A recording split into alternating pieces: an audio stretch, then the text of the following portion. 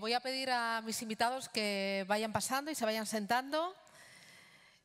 Elena Mergot, de BNP Paribas, Alejandro Domecq, de Maggi Investment, Luis Merino, de Santa Lucía Asset Management y Nuria Ortega, de Amundi. Bueno, tenemos una mesa de auténtico lujo para hablar de ese santo grial que buscan todos los gestores y que buscamos todos los inversores, que es el aportar alfa. Es decir, que a través de la gestión activa podamos superar a los índices y aportar rentabilidad a las carteras. Vamos a ver, pues, este año cómo se ha dado, qué tipo de activos han conseguido aportar alfa a las carteras y, sobre todo, mirando a 2025, que lo estamos a punto de estrenar, qué tipo de activos van a aportar ese preciado alfa. Bueno, tengo una mesa espectacular. Nuria, muy buenos días, bienvenida. Luis, buenos días, encantada, un auténtico placer, estrenamos, Alejandro, mil gracias. ¿Qué tal, Susana? Y Elena, un auténtico placer. Muchas gracias, Susana. Bueno, antes de mirar al santo grial, a ese aportar alfa a las carteras 2025, a mí me gustaría que me hicieras un rapidito dibujo de en qué punto están ahora mismo los mercados. Y voy a empezar contigo, Nuria. Bueno, pues los mercados, primero vamos a recordar que este año 2024, a día de hoy, nos encontramos con una situación muy interesante para los inversores. La mayoría de los mercados han tenido rendimientos positivos y esto se traslada a unas valoraciones que han subido, pero dependiendo de la categoría podemos aún encontrar valor. Por ejemplo, si nos centramos en la renta variable y en especial en la parte de países desarrollados, nos encontramos con Europa, con un recorrido positivo pero moderado, con unas valoraciones a nivel de la media histórica, es decir, que aún ahí estamos viendo oportunidades, mientras que Estados Unidos, de forma generalizada, ha tenido un recorrido mucho más amplio, mucho más rápido. Las valoraciones están muy cercanas de máximos históricos, pero hay que quizás mirar en más detalle cómo ha sido ese movimiento. Ese movimiento ha sido principalmente conducido por muy pocas compañías, muy grandes, por lo que Estados Unidos está caro, sí, pero según el enfoque que se haga el mismo. Una cartera muy diversificada, quizás pues claramente no tan concentrada en ese sector que tanto ha subido este año, incluso medium, small cap, ahí sí que estamos viendo oportunidades. En la parte de crédito los spreads han corrido mucho, eso es cierto, pero sí que en investment grade aún la combinación tipo de interés, spread, especialmente si comparamos con los años anteriores, aún tiene valor. En el high yield ahí sí que el spread está en mínimos históricos y dado el riesgo también que conlleva bajar en esa calidad crediticia, pensamos que ahí buscar oportunidades es más complicado. Fíjate, estaba echando yo un vistazo a los índices y veía que el SP 500 y el Nasdaq rondan un 30% de subida en el año, pero Nvidia un 190% de subida. El Eurostock 50 algo más flojo, algo más tristón, un 7%. La divergencia es un claro ejemplo y la concentración en determinados sectores y regiones. ¿Qué más ves de este año 2024? Bueno, ahora está claro que lo que está marcando la tendencia de los mercados es la victoria de Trump, con el Trump Trade y todas las implicaciones que tiene, ¿no? Tiene implicaciones geopolíticas, implicaciones en el mundo del comercio internacional, que ha llevado a revalorización del dólar y un cambio de expectativas en políticas fiscales y en políticas monetarias. Lo que sí permanece es el calendario del ciclo de bajadas de tipos que afrontamos para el año que viene. Es verdad que con la victoria de Trump ha habido cierta divergencia en las expectativas de tipos de interés que teníamos antes, entre Estados Unidos y Europa. En Estados Unidos ha habido un cierto enfriamiento del número de bajadas que el mercado pone en precio para todo el año 2025. de tal manera que teníamos un terminal rate donde acaba un poco el ciclo de bajadas en la zona del 3,325 y ha repuntado algo a la zona del 4%. Por el contrario, en la eurozona siguen las cosas igual que estaban, es decir, un calendario donde ahora en diciembre ya tenemos la primera y donde vamos a tener bajadas continuadas y donde vamos a terminar en la zona del 2%. Por lo tanto, esa divergencia es lo más relevante que ha pasado en las últimas semanas y se ha expresado pues, en el diferencial de tipos de interés, etcétera, etcétera. Pero, como conclusión, de cara al 2025, el posicionamiento para ese movimiento favorable de tipos de interés yo creo que permanece. Entonces, mójate. ¿Dónde ves el suelo de los tipos de interés en Europa y en Estados Unidos? Nosotros estamos bastante de acuerdo con lo que piensa el mercado en Europa, ¿vale? Es decir, en la zona del 2%. Es verdad que a lo mejor el riesgo sería que acabara un poco más bajo, por la debilidad de la economía alemana, el problema de Francia, etcétera. Pero más o menos estamos cómodos con ese 2% que el mercado ahora mismo pone en precio. Por primera vez en mucho tiempo, porque es verdad que con toda la volatilidad que ha habido momentos donde no hemos estado tan de acuerdo. Pero en Europa estamos de acuerdo. En Estados Unidos, por el contrario, seguimos manteniendo en la zona 3,5, 3,75 de terminal rate. El mercado ha enfriado, es decir, ha elevado las expectativas de inflación a futuro, las expectativas de tipos de interés a futuro. Pero nosotros sí que pensamos que pudiera estar en la zona del 3,5. ¿Con qué te quedas de este 2024, Alejandro? Bueno, mis compañeros han mencionado prácticamente todo el dibujo y es un año en el que ha habido muchas elecciones. El 40% del mundo ha entrado en elecciones, la más importante y la más relevante siendo Estados Unidos, que la acabamos de vivir, y eso ha hecho que haya un comportamiento dicotómico en el mercado. Por un lado, la renta variable solo ha apreciado que Estados Unidos va a ser el gran ganador del Trump Trade, llegando a unas valoraciones, consideramos que exigentes a nivel índice y un earning yield del 4%, con las compañías, las 7 magníficas, preciadas con unos múltiplos bastante elevados. Luego hay otras partes del mercado que pueden ser más atractivas y una renta fija que ha sido muy penalizada, poniendo en precio un mayor número de aranceles, mayor déficit para impulsar todas esas medidas fiscales que propone de bajada de impuestos y mayor gasto. Y nosotros ahí pensamos que el mercado puede estar equivocándose porque creemos que muchas de esas medidas no son tan inflacionarias como está poniendo el mercado. Si bien es cierto que los aranceles crean mayores costes de tus inputs que traes del exterior, el dólar se ha apreciado. Entonces eso hace un poco de contrapunto a ese mayor precio de las cosas. Y luego, y creemos que lo más importante en la inflación es la oferta monetaria. Si la oferta monetaria sigue creciendo por debajo del PIB y estás contrayendo oferta monetaria, el mismo consumidor va a tener ese menor consumo disponible fruto de que sus productos importados son más caros y va a destinar menos dinero a servicios.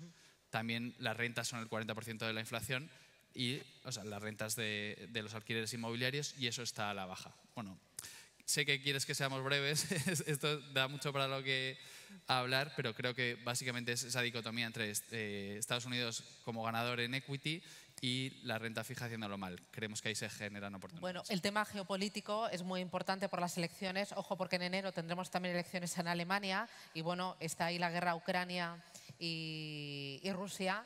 A ver si hay esa paz negociada como parece que podría ser cuando llegue Trump a la Casa Blanca. ¿Te queda poco? ¿Sí? No sé con qué me vas a sorprender de este 2024. Bueno, a ver, en este 2024... ¿con qué puedo sorprender? Pues entonces vamos a hablar del 2025, ¿no? Para sorprender. Bueno. No, decir lo que le han comentado, los beneficios de las empresas, sobre todo ya vimos los resultados de Nvidia ayer, espectaculares, y nosotros lo que pensamos para los beneficios del año que viene, que ya no va a haber tanta concentración en las 7 magníficas. Estamos viendo, bueno, el Nasdaq va a tener unos beneficios de en torno al 20%, el Standard & Poor's 15%, Europa, pues, crecimientos menores, 7%, pero no tan concentrado en las 7 magníficas, sino que estamos viendo muchas compañías que se dedican, por ejemplo, a refrigeración de datos, computación en la nube, en el sector de la tecnología, que no son las 7 magníficas y que van a tener unos beneficios muy importantes. Las 7 magníficas, bueno, habría que hablar de cada una, pero están invirtiendo muchísimo y nosotros pensamos que a largo plazo sí que van a beneficiarse de esas grandes inversiones en capital, pero quizás a corto plazo les cueste un poquito más. Bueno, hemos dibujado 2024. Ahora me gustaría que me dijerais, porque esta mesa que estamos haciendo aquí en la sede de Main, pero que se está retransmitiendo a través de Radio Intereconomía, busca el alfa, el aportar rentabilidad a las carteras. En este 2024, ¿qué os ha funcionado mejor? ¿Qué os sigue funcionando mejor, Luis? Bueno, la verdad es que ha sido un año que ha habido mucha volatilidad en tipos de interés. Las expectativas de tipos han variado muchísimo durante el año. Empezamos el año mucho más pesimistas con la economía y positivos con bajadas, luego un enfriamiento a mediados de año, etcétera. Entonces, nosotros hemos aprovechado todos esos movimientos para una gestión activa de duración donde hemos ido sobreponderando y neutralizando. Es verdad que hemos mantenido generalmente un posicionamiento positivo, pero modulándolo lo que sería la pura duración. Luego también ha sido un año que hemos tenido mucho riesgo político, por ejemplo en Francia, en verano. Entonces, nosotros partíamos de una infraponderación en Francia que nos ha venido bien en las carteras porque han empleado los spreads. Y ahora estamos un poco esperando ya para ir cerrando ese posicionamiento. Hemos empezado ya a través de bonos franceses. Todos los bonos franceses han ampliado, no solo los gobiernos, y hemos aprovechado pues, para cover bonds franceses o un banco francés que no teníamos para cerrar algo ese underweight. Luego también en el valor relativo de curvas. Con la curva americana ha habido un año donde ha habido oportunidades para jugar en el 2 años, en el 10 años, etcétera. Ahora mismo no tenemos posición. Estamos vigilando el spread, un Treasury en 10 años que ha ampliado con Trump a la zona de 200 y estamos vigilando para si hay un nivel de entrada. Eso respecto a lo que sería, y luego también temas dependientes, pues bueno, pues el tema del steepening, pues en la infraponderación en tramos largos, es decir, con el incremento de pendientes que ha habido en las curvas, pues también lo hemos aprovechado. Eso respecto a lo que es tipo de interés y curva. Respecto a crédito, la verdad es que ha sido un año muy tranquilo, muy estable, muy sólido en crédito, donde la volatilidad ha sido menor que en tipos de interés. Y por lo tanto ahí hemos mantenido posiciones en high yield, posiciones en financieros, los bancos españoles. No hay que olvidarse de los bancos españoles que han tenido un comportamiento excepcional este año en diferenciales de crédito con muchas subidas de rating. Ahí también estamos muy sobreponderados, etcétera, etcétera. Entonces, digamos que el conjunto de estrategias pues es lo que nos ha llevado pues, a generar ese alfa de este año. Estamos bastante contentos con el comportamiento de los fondos en lo que llevamos de año y el cierre. El alfa en M&G, ¿por dónde ha venido? Pues siguiendo con la visión que ha dado Luis de renta fija, nosotros dentro de renta fija tenemos 2 estrategias que se han llevado un poco la palma, que han sido una estrategia de bonos flotantes de high yield, que a lo mejor el mercado pensaba que iba a tener menor potencial este año, pero nosotros seguíamos apostando por ello, por la inversión de curvas de tipos que hacían que tuvieses más rentabilidad a corto plazo en los tramos cortos que los tramos largos, y este tipo de bonos no tiene duración, o sea, no tienen sensibilidad a lo que hagan los bonos de gobierno, te pagan Euribor más un spread. La parte del Euribor te estaba pagando una rentabilidad atractiva y pensamos que los tipos no iban a bajar de manera tan abrupta como esperaba el mercado, y que luego tienes ese spread que por ser algo diferencial con respecto al high yield convencional, es un universo algo distinto. Te estaban pagando un 1% más de diferencial en spread de riesgo de crédito. Esa parte lo ha hecho bien porque los CLOs han vuelto, es algo bastante técnico otra vez, pero han vuelto a emitir bonos fruto de que hubiera más M&A, y para dar liquidez a sus carteras compran estos bonos flotantes. Entonces, esa oportunidad técnica estaba en el mercado y ha aflorado siendo bastante atractiva. Luego tenemos otra estrategia de crédito europeo investment grade, que eso es más plain vanilla y que intentan aportar alfa con la generación de crédito y apoyándose en nuestro gran equipo de análisis, y han vuelto a batir con un 1% diferencial, generando ese alfa que llevan haciendo desde 2011 año tras año. Creo que llevamos 43 trimestres desde el lanzamiento del fondo, han batido en 33, tanto en periodos alcistas como bajistas. O sea que... Y ahí le brillan los ojos, ¿eh? Elena, ¿qué os ha funcionado a vosotros? ¿Qué Pues, ha aportado Alfa? A nosotros en renta fija destacaría dos estrategias. High Yield, que yo creo que ya habéis hablado de ello, pero ¿por qué nos ha funcionado High Yield bien? Primero, tenemos unas yield atractivas de en torno al 7%, duraciones bajas, y luego también si se hace una buena selección de valor, por ejemplo, nosotros hemos estado muy sobreponderados en la parte de real estate, donde ha habido estrechamiento de spreads, que se estaban pagando unos spreads muy elevados por aversión al riesgo, y se han estrechado, con lo cual seguimos pensando que High Yield es una estrategia adecuada de cara al año que viene. Estamos viendo yield, estamos viendo pocas expectativas de default, poco riesgo en las compañías, con lo cual creemos que es una estrategia también adecuada. Y luego hay otra estrategia que nos ha funcionado bien, que es estrategias de retorno absoluto. Vale. Estrategias con volatilidades bajas, que están jugando, por ejemplo, comentaba Luis, positivización de la curva, o un país, estrechamiento después de un país contra otro. Siempre muchas apuestas, lo que tiene que hacer el gestor es realmente que haya más apuestas que funcionen de las que no funcionan. Y ese tipo de estrategias nos han funcionado bien.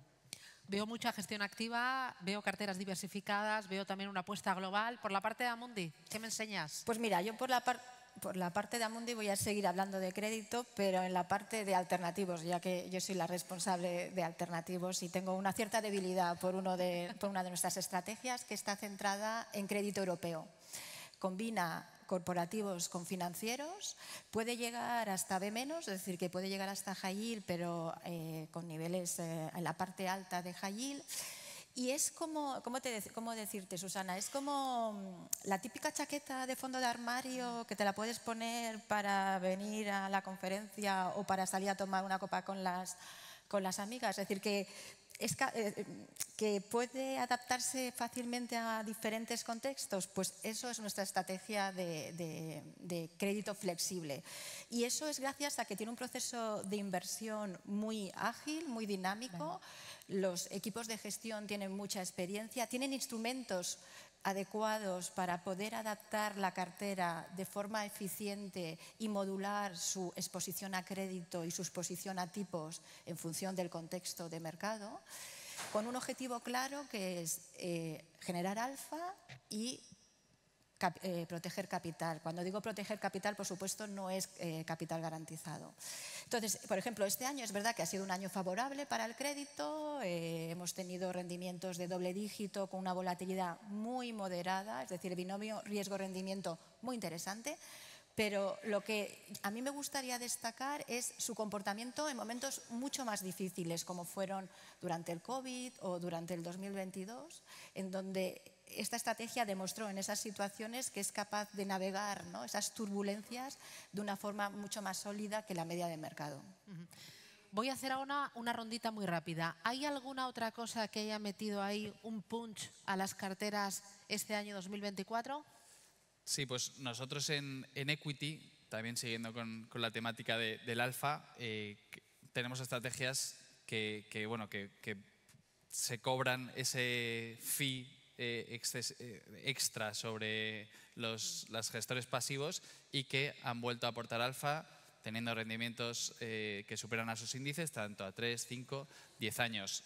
En Estados Unidos es más complicado con estas tecnológicas pues pesando soportando todo el peso de la rentabilidad, pero en Europa, en Japón, a nivel global, sí que tenemos este tipo de estrategias. De hecho, nuestra estrategia global de dividendos lo que hizo es, durante los años anteriores, 2023, 2022, 2023, cuando sufrieron las tecnológicas y las compañías energéticas fueron cogiendo exposición a este tipo de compañías, que hemos ido capitalizando esas ganancias y derivando esos ingresos hacia compañías de calidad o compañías de sanidad que lo han hecho peor durante este año. O sea, es comprar buenas compañías dentro de los distintos subsegmentos a buenos precios y que no te tiemble el pulso para entrar en momentos donde el mercado a lo mejor hay que ser un poco contrario y hay que tener una visión diferente. Hay que ser valiente. Exacto. Muy bien. Elena. Pues sí, a nosotros yo creo que la tecnología disruptiva, ¿no?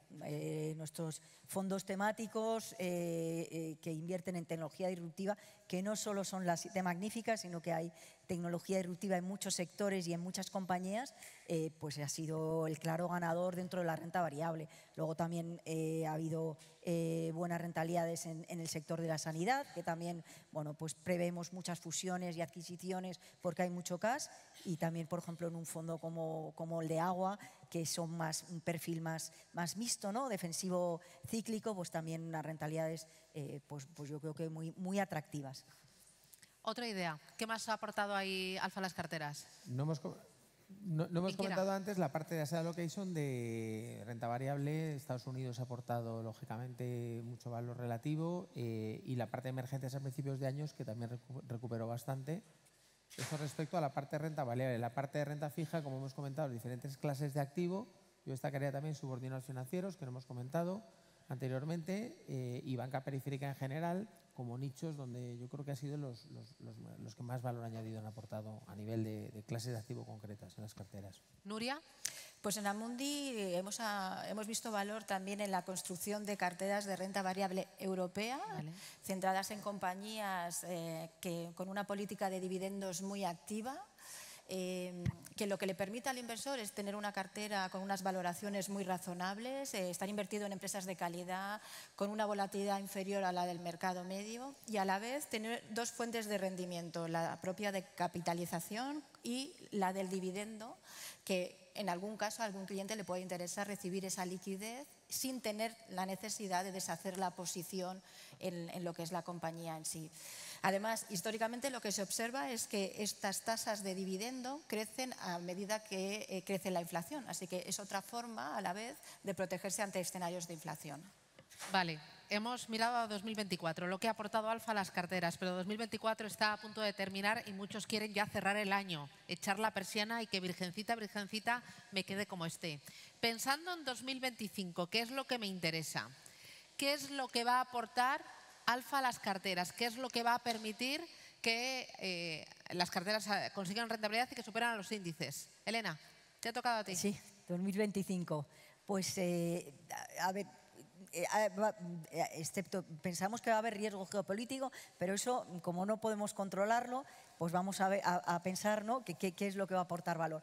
He hablado de high yield, pensamos que todavía tiene bastante recorrido y hay que ponerlo en las carteras. Estamos viendo yields en torno al 7%, spreads todavía bastante, bueno, aunque está en medias históricas, pero ahí no tenemos miedo ni que se vayan a estrechar ni riesgo de fall. En la parte de renta fija, retorno absoluto también, seguimos pensando que para controlar la volatilidad tiene bastante sentido.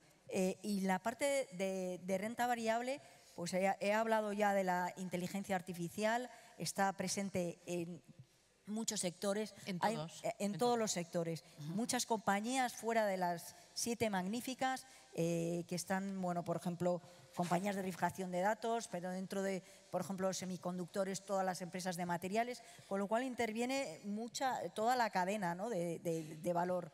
Y seguimos pensando que hay que tener inteligencia artificial muy presente en las carteras. Small caps americanas también, porque pues estamos viendo la política de Trump de subir aranceles. Eso lo que va a hacer es favorecer a todas las empresas que tienen mucho más negocio dentro del propio Estados Unidos internamente. Las empresas americanas, las pequeñas, suelen ser más centradas en su propio mercado, ¿no? Con lo cual, y luego por valoraciones han estado un poco más castigadas, vemos valoraciones atractivas, y luego pues también el sector sanitario. Es que estoy hablando de muchos sectores porque vemos muchas oportunidades. Dentro del sector sanidad lo que vemos es que va a haber muchas fusiones y adquisiciones. Las grandes farmas tienen mucho cash y para crecer tienen que comprar. Con lo cual va a ser un sector también donde también hay mucha tecnología, mucha inteligencia artificial y vamos a ver muchas oportunidades. Bueno, vamos muy bien de tiempo. Luego, si queréis, hago otra rondita pensando en 2025 y os centráis en una idea concreta. Perfecto. Porque esto del sector farmacéutico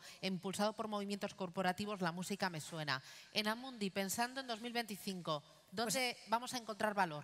Sí, en Amundi, pensando en 2025 y con el objetivo de crear Alfa, creemos que se tiene que mirar los mercados privados.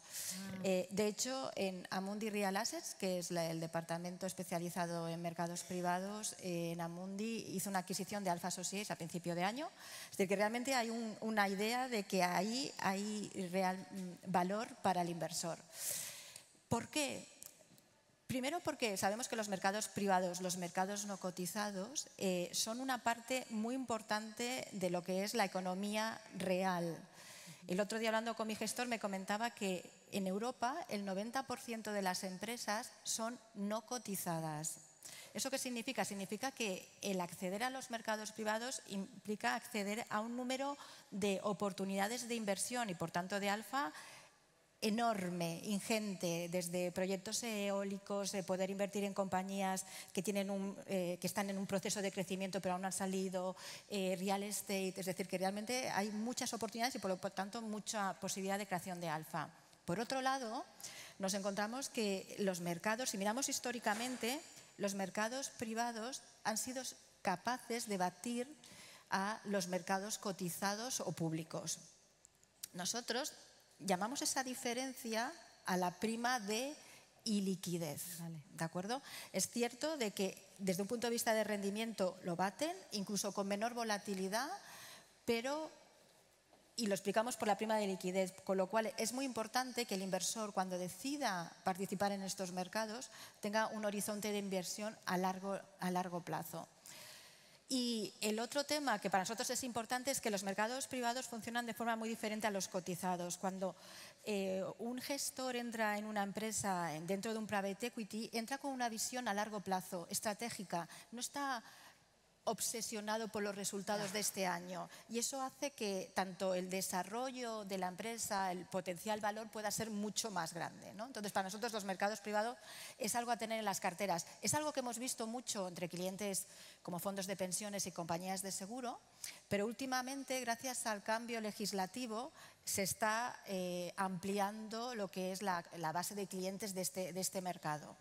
Principalmente el regulador, de hecho hay un label que se llama el TIP 2.0 que viene a ser como a mercados privados como el UCITS a mercados cotizados y el objetivo de esa regulación es dar acceso a clientes menos sofisticados a mercados privados, permitiendo la reducción del mínimo de inversión, permitiendo estructuras más flexibles a la hora de comprar y de salir. Es decir que ahí cuando estás hablando de alternativos te centras solo en mercados privados, pero no en venture capital. Sí, en venture capital. También. Sí, sí. Mercados privados normalmente es incluso deuda privada. Deuda privada, real estate, infra, es decir, mercados privados en su global. Vale, en el caso de Santa Lucía Asset Management. Bueno, yo creo que al final, la clave es tener flexibilidad en clases de activos. Me explico. Las clases de activos, en vez de poder bailar con todos los activos. Exacto. Según interese. Renta fija es una clase de activo muy desconocida a nivel gran público en el sentido de todas las tipologías, todos los niveles de subordinación, tramos, tipos de bonos, etcétera, que existen, ¿vale? Solo un poco a acceso a los inversores institucionales, no a nivel gran público. Entonces ahí es un mundo donde cada año puede jugar un papel importante una clase de activo. Por ejemplo, cuando estaban los tipos en negativo, pues los flotantes, los bonos titulizaciones que tenían un floor defendiéndote de tipos negativos. Cuando hay un mercado risk-on, pues subordinados, etcétera, etcétera. Entonces, de cara al 2025, como he dicho antes, afrontamos un ciclo de bajadas de tipos. Nuestro posicionamiento inicial es sobreponderados en duración con tramos intermedios. Ahí vas a participar de ese movimiento favorable de curvas de tipos. Y con activos de más calidad, ¿vale? Hemos incrementado la calidad media de las carteras en los últimos años. ¿Por qué? Porque el diferencial de crédito cada vez ya justifica menos tener activos de peor calidad crediticia. Entonces, siempre vamos a estar atentos a valor relativo con curvas. Vale. Yo creo que aquí juega un papel muy importante cómo el mercado va a digerir los 8 trillones de deuda adicional que Trump ha anunciado, porque ya los tramos largos y superlargos están ya empezando a decir, oye, la capacidad de absorber por parte del mercado tal nivel de deuda ya empieza a cuestionarse. Hay que ver si el bono americano va a superar el 4,5%, hay gente que hablaba del 5%, entonces vamos a estar muy atentos a esos diferenciales, ¿no? Entonces, el posicionamiento, como digo, es un posicionamiento flexible. Seguimos estando en subordinados, seguimos estando en high yield. quizá con algo menos de exposición de lo que hemos tenido en el pasado. Seguimos teniendo subordinados financieros y estamos viendo para rotar desde el sector financiero a otros sectores dentro del mundo del crédito que puedan aportar valor. Entonces, digamos, es ese conjunto, esa flexibilidad de activos donde vamos a estar buscando constantemente oportunidades, ¿no? En el equipo de Manji, ¿dónde estáis apuntando pensando en 2025? Susana, es peligroso porque es la primera vez que te escucho decir que vamos bien de tiempo y que... Vamos bien de tiempo, así que prepararos para más rondas de Nos podemos preguntas. extender un poco más en esta ocasión. Bueno, no te emociones, ¿eh? No te emociones. En renta fija, nosotros pensamos que lo que no ha funcionado hasta ahora es lo que puede funcionar a partir de ahora. La duración, que hemos sido muy flexibles y hemos ido transicionando de más duración, que empezamos el año, menos duración después de verano, cuando los treasuries fueron del 4 y pico hasta el 3,6. Ahí bajamos ligeramente la exposición y ahora que el mercado vuelve a apreciar que va a haber más inflación y más crecimiento, nosotros ahí somos algo contrarian. También por los argumentos que te he comentado al principio y también porque puede ser un activo refugio ante cualquier agravamiento de la situación geopolítica que estamos viendo que está en una situación muy tensa en los últimos días. En cuanto a spread de crédito, en bonos corporativos, encontramos más oportunidades y estamos posicionados de manera neutral en grado de inversión, donde hay una dispersión y que nuestros equipos de análisis consiguen encontrar oportunidades tanto en utilities, real estate, sectores que han estado más denostados durante el año, y en el sector financiero que nos gusta bastante.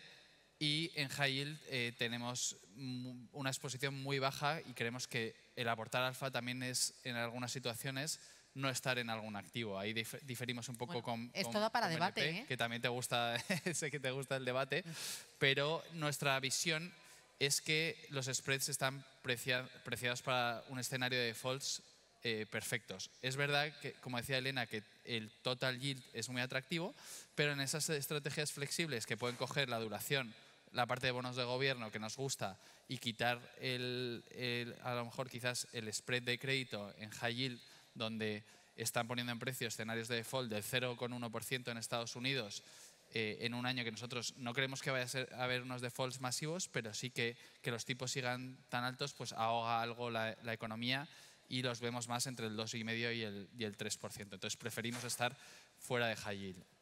En cuanto a renta variable cotizada, creemos que las infraestructuras de las que hemos hablado mucho tiempo y que han estado teniendo un peor comportamiento relativo en un escenario de subidas de tipos, pensamos que se han quedado a valoraciones muy atractivas, sobre todo la parte de utilities y de rates, que no son activos inmobiliarios per se, pero sí Claro, hay infraestructuras porque el abanico es muy amplio. Puedes hablar desde temas de energías renovables hasta centros de datos. Totalmente. Y creemos que hay una gran oportunidad en la transición energética y centros de datos. Y bueno, infraestructuras... Esto no estaba planificado, ¿eh? Bueno, hemos tenido muchas sesiones, entonces nos entendemos. Y ahí hay dos dinámicas que creemos que van a ser esenciales para el futuro, que es esa transición energética y mayor infraestructura digital, para acomodarnos a esta nueva economía o nuestro nuevo mundo en el que estamos tan digitalizados. Esos centros de datos, por ejemplo, si miramos el ChatGPT, utiliza 10 veces más electricidad que lo que utiliza Google. ¿Qué vas a necesitar? Energías limpias, y vas a necesitar, que son las utilities, y vas a necesitar centros de datos, redes de fibra óptica, torres de comunicación.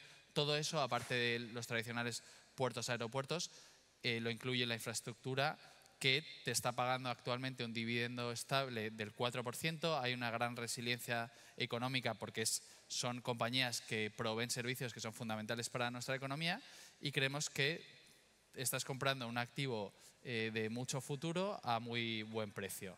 Si miramos también la parte de alternativos, la parte no cotizada, algo que está muy denostado por el mercado son las titulizaciones, esos ABS que en Estados Unidos tuvieron mal comportamiento durante la crisis financiera global y tienen mal nombre, pero en Europa tienen unas dinámicas distintas por regulación y por la base del activo.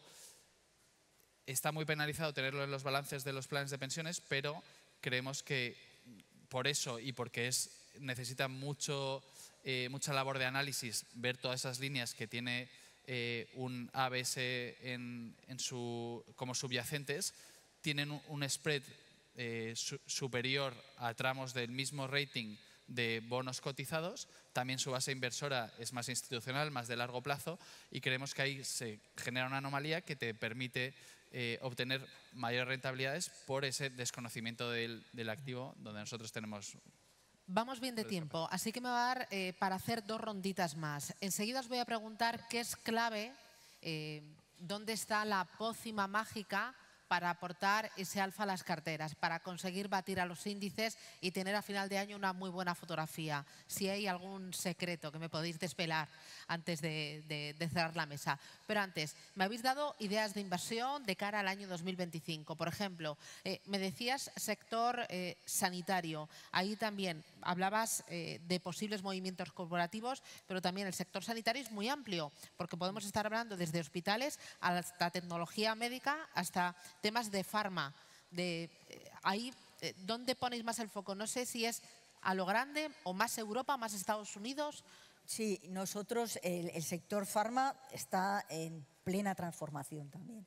Entonces tenemos las grandes farmas, pero también hay muchísima biotecnología, muchísima tecnología. Nosotros lo que vemos es que las grandes farmacéuticas tienen mucho cash y tienen que invertirlo, o sea, y eso va a pasar en los próximos años. ¿Y qué va a pasar? Que las pequeñas compañías punteras que están sacando pues mucha tecnología, con mucha tecnología y mucha innovación, van a ser pues el claro objetivo de las grandes farmas. Nosotros nos fijamos mucho, sobre todo, en biotecnología y más en pequeñas compañías, que es donde vemos que hay mucha innovación y, por ejemplo, pues desde compañías, es que toda la atención médica también, hay mucha atención médica ya online, luego, por ejemplo, todo lo que es el control por medio del teléfono de tu ritmo cardíaco, o sea, realmente es que hay una innovación brutal. Está cambiando totalmente la manera del sector sanitario.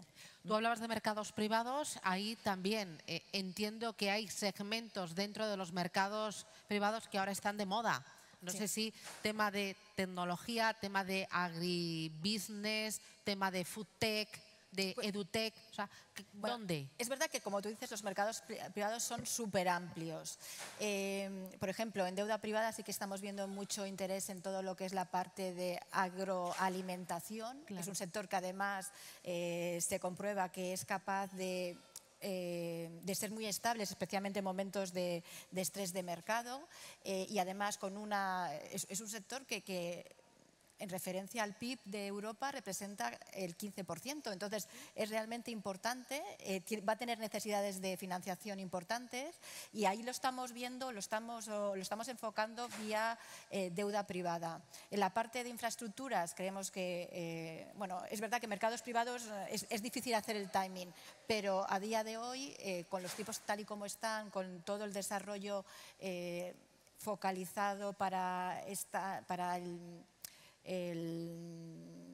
ya lo diré, adaptarse a todos los condicionantes de ESG en infraestructuras, ahí también vemos mucho valor y además mucho valor con empresas que tienen ya unos contratos firmados con los gobiernos y por lo tanto unos futuros cash flows. Luego ya desde tipología de producto, en private equity, por ejemplo, lo que sí que estamos observando es que ha habido un avance en lo que es el mercado secundario y en secundario estamos viendo oportunidades. Y bueno, y en real estate ya sí que desde un punto de vista de precios parece que ya había una corrección importante y a lo mejor ya podemos pensar que estamos empezando otro ciclo. Bueno, en el caso vuestro, hablabas mucho del tema de renta fija, subordinadas financieras, has mencionado también el tema de la duración. No sé si puedes afinar un poquito más. Sí, a ver, yo creo que para el año 25 es una variable que no hemos comentado hasta ahora es el tema del dólar. Hemos visto que el Trump Trade ha revalorizado el dólar, ¿vale? El dólar es la correa de transmisión un poco entre los diferentes ritmos de bajadas de tipos de los bancos centrales. Es decir, que al final un dólar fuerte llegará a un momento en el cual acabe haciendo daño a la economía americana y acabe dando algo de oxígeno a la economía europea. Todavía es pronto, yo creo que todavía no estamos ahí, pero yo creo que es una variable clave a vigilar, en el sentido de que esa divergencia entre políticas monetarias y expectativas de inflación entre Estados Unidos y Europa acabará tarde o temprano convergiendo, pero que a lo mejor todavía queda tiempo para eso. Entonces, yo creo que las claves en el corto plazo son la toma de posesión de Trump en enero, porque todavía estamos hablando de mucho ruido, ¿no? Nombramientos, etcétera, pero cuando ya se ponga manos a la obra, ver qué políticas específicas lleva a cabo, el mercado a lo mejor va a reajustar todas las expectativas que tiene ahora mismo. Tenemos elecciones en Alemania el 23 de febrero. También va a ser muy importante. ¿Por qué? Porque Alemania hasta ahora tenía un techo de deuda en su constitución, que ha sido el motivo por el cual se han convocado elecciones, y esto se puede romper. Esto también es un cambio un poco estructural, ¿no? Como Alemania, que tiene mucho margen para realizar inversiones en infraestructuras, antes se hablaba, necesarias, que el plan Draghi apuntó para Europa, tiene mucho margen, 60 y pico % de deuda sobre PIB, pero el problema es que tiene bloqueado su capacidad de invertir y endeudarse. Y esto ha sido la causa de las elecciones. Entonces, esto es un cambio muy importante para Alemania y para Europa que hay que vigilar también. Bueno, ojo con Trump, porque ha dicho que nada más llegar a la Casa Blanca, los primeros 100 días van a ser meteóricos, que lo va a hacer prácticamente todo. Y en tu caso, afina un poquito más. Pues yo volvería a comentar la inteligencia artificial, que es verdad que ha tenido un gran tirón, pero sobre todo ha venido impulsada por lo más evidente, que es las compañías de IT, que son las proveedoras de ese hardware o software para la inteligencia artificial. Creemos que va a propulsar muchos otros sectores.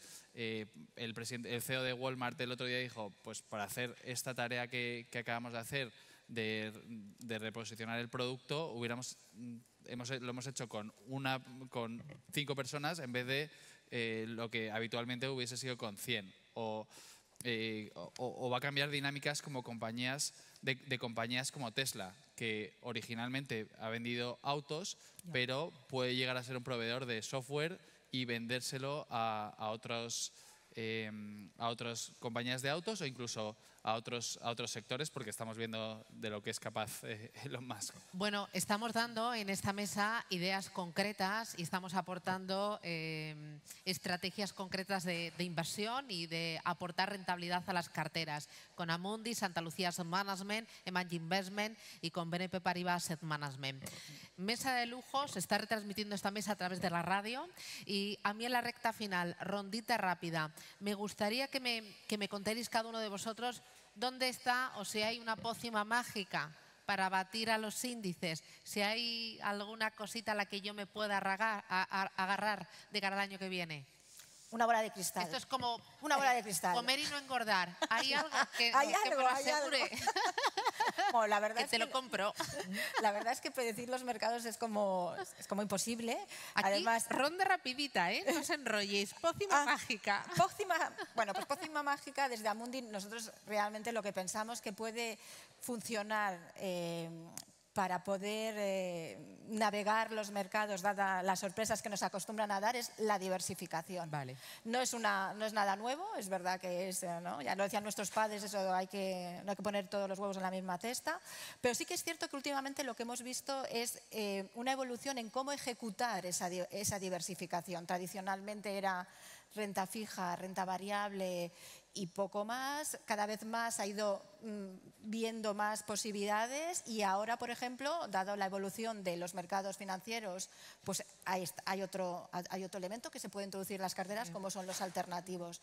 De hecho, Amundi ha hecho un análisis histórico teniendo en cuenta hipótesis, ¿no?, de cómo se mueven los mercados y se estima que una cartera óptima ideal, un 20% de alternativos, tendría sentido desde un punto de vista rendimiento-riesgo. Bueno, diversificación, esto es comida mediterránea, ¿no? Eso Mediterráneo es. para mantener el tipo. A ver, ¿qué le pongo yo? Pócimas mágicas no existen en el sentido de una varita mágica, ¿no? De algo que te vaya a valer siempre, ¿no? Yo creo que la clave es diversificación, se ha comentado, sobre todo gestión activa, tener equipos potentes que ya lleven tiempo haciendo lo que hacen, diversificación en cuanto a flexibilidad de clases de activo, algo de paciencia también, porque hay veces que las apuestas que tomas no te pagan tan pronto como a lo mejor uno quisiera. Tener esa dosis de paciencia y decir, oye, vamos a dejar esta posición madurar, que a lo mejor no madura cuando yo pensaba, pero un poco más tarde. Y yo creo que esas son las claves, seguir trabajando día a día para ir buscando oportunidades, pero no te diría una pócima mágica específica sino yo creo que es esas variables ir gestionándolas con Esto el me lo lleva a mi terreno. Hacer ejercicio todos los días También. y no subirme a la báscula todos los días. Paciencia y no que resultados pasado mañana. Pues Alejandro. yo diría que grandes equipos de análisis ayuda, que estén enfocados los analistas en sus sectores, que pasen muchos años con los CFOs de las compañías que cubran, conozcan bien esos sectores y ser sistemático en implementar tus decisiones de inversión, abstrayéndote de la psicología y del ruido que puede haber en el mercado. Claro, que no me deje llevar por las tentaciones y que además que tenga detrás un profesional, ¿no? Exacto, Que me exacto. supervise y que me marque el camino. Me lo llevo. A ver, Elena. Susana, yo tampoco, no tengo pócima mágica, no sé, creo que bueno, pues que de la pócima mágica no se ha hablado, creo que hay que combinar también gestión activa con gestión pasiva. Gestión pasiva también para tener un buen timing es un instrumento también muy adecuado para construir las carteras. Entonces hay que tenerlo en cuenta. Con lo cual la pócima mágica, seguir trabajando, seguir analizando, seguir intentando batir a los mercados, bueno, y es acertar más veces de los que uno falla, ¿no? Dar valor, alfa. Paciencia, largo plazo, ser consistente, tener buenos equipos. Bueno, pues nada, es ponerse, ¿no? Tener voluntad. Así que Nuria Ortega, desde Amundi, un auténtico placer. Muchísimas gracias por estrenar este set Muchas de gracias por invitarme. Mind 24. Un placer. Luis Merino, de Santa Lucía Asset Management, lo mismo te digo, muchas gracias por los consejos, las ideas y los argumentos. Gracias a vosotros. Alejandro Domecq, de Mag Investment, me han encantado las ideas de inversión, lo de los datos y la inteligencia artificial. Nos leemos la mente, telepatía. Y Elena Armengot, desde BNP Paribas Asset Management, también a ti. Muchísimas gracias. Muchísimas gracias. Un placer. Y nada, ya tenemos las recetas, ¿no? Ahora hay que ponerse. Muchísimas gracias. Muchísimas gracias a todos los que nos habéis acompañado aquí en esta sala de Mind 24 y muchísimas gracias también a todos los oyentes que nos están escuchando a través de la radio, pues tomando buena nota de ideas de inversión, de argumentos y de dibujar el escenario de los mercados en busca de ese santo grial que es el alfa. Gracias y nada, nosotros en la radio vamos al boletín y volvemos. Gracias. Gracias, Susana. Muchas gracias.